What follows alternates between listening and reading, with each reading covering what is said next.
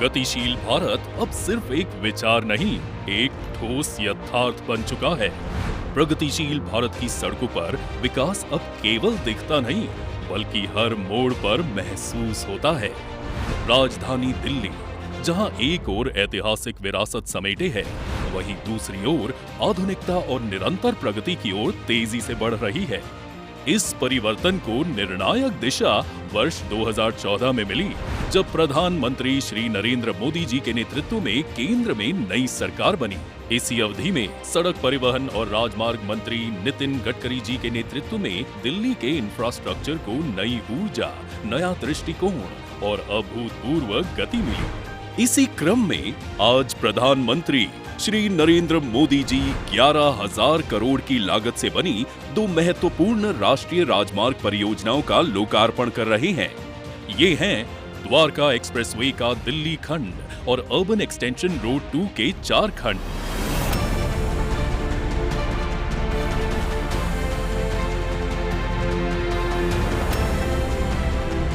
ये दोनों सिर्फ परियोजनाएं नहीं, बल्कि राजधानी क्षेत्र की गतिशीलता, पर्यावरणीय संतुलन और आर्थिक भविष्य को दिशा देने वाली संरचनाएं हैं।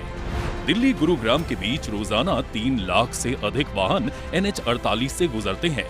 इस दबाव को कम करने और वैकल्पिक सिग्नल रहित मार्ग देने के लिए द्वारका एक्सप्रेसवे बनाया गया है। शिव मूर्ति के पास बना मल्टी लेवल इंटरचेंज इसका सबसे जटिल हिस्सा है, जिसमें NH-48 के ऊपर पुल और नीचे 2 स्तरों पर अंडरपास बनाए गए हैं।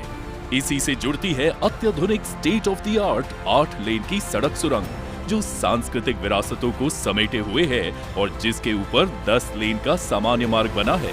एयरपोर्ट के नीचे 4 लेन की टनल भी बनाई गई है।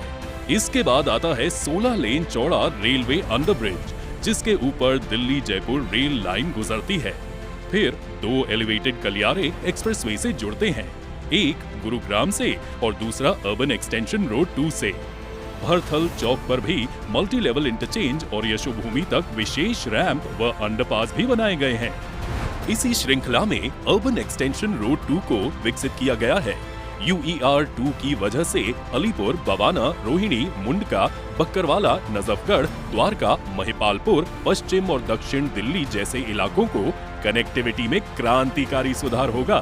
साथ ही 2 लिंक रोड के माध्यम से सोनीपत और बहादुरगढ़ को भी इससे जोड़ा गया है।